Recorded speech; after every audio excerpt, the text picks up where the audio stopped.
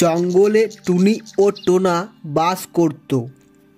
তাদের একটি মুরগির খামার ছিল। একদিন টোনা টুনিকে বলে, টুনি, তুমি রান্না বসাও, আমি বাজারে যাই, কিছু সবজি নিয়ে আসি। এই বলে সে চলে যায় আর টুনি রান্নার ব্যবস্থা নেয়। পরের দিন সকালে টোনা টুনিকে বলে, টুনি বউ, ও টুনি বউ, আজ মুরগিতে কয়টি ডিম দিয়েছে? টোনা, মুরগিতে আজ 10টা ডিম দিয়েছে। তাই তারা দুজনে খুব খুশি হয় আর বলে, টুনি কয়দিন ধরে ডিম খায়নি, তুমি আজ ডিমের ঝোল করো, আজ দুপুরে জমিয়ে খাওয়া দাওয়া করব, বুঝেছো? বেশ। টুনি বউ, তুমি রান্না বসাও, আমি একটু কাজ করে আসি।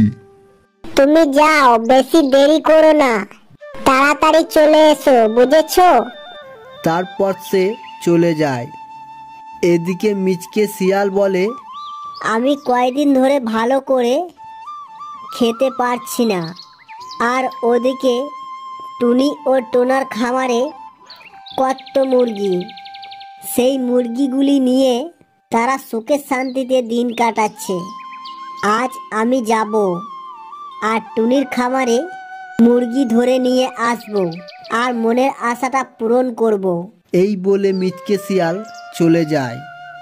এদিকে টুনি বলে, যাই কবিতা বৌদিটিকে 2টি ডিম দিয়ে আসি, কয়েকদিন ধরে বলে রেখেছে, আর ওরা ডিম খেতে খুব ভালোবাসে।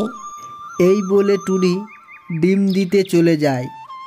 আর সেটা মিচকে শিয়াল পাশে লুকিয়ে লুকিয়ে দেখে আর বলে, টুনি চলে গেল, এবার তো মুরগির খামার ফাঁকা।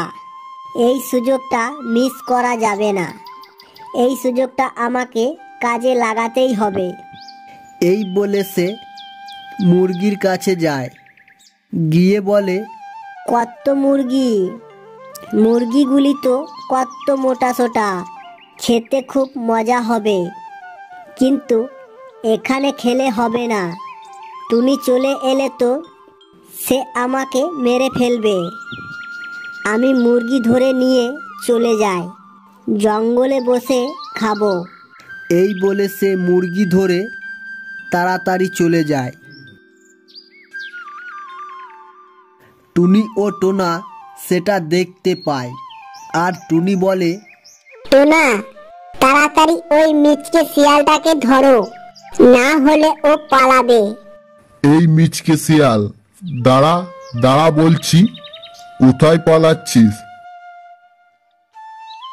এইভাবে তারা মিচকে শিয়ালকে তাড়া করতে থাকে।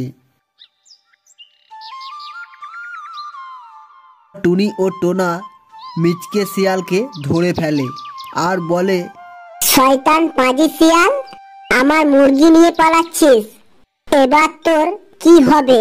কে বাঁচাবে তোকে? তোর খুব সাহস না? তুই আমার মুরগি চুরি করে পালাচ্ছিস। এবার আমি কি করব কিছুই তো বুঝতে পারছি না।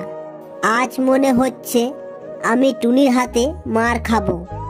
এই টুনি, আমার ভুল হয়ে গেছে, আমায় ছেড়ে দে, আমি আর এরকম করব না।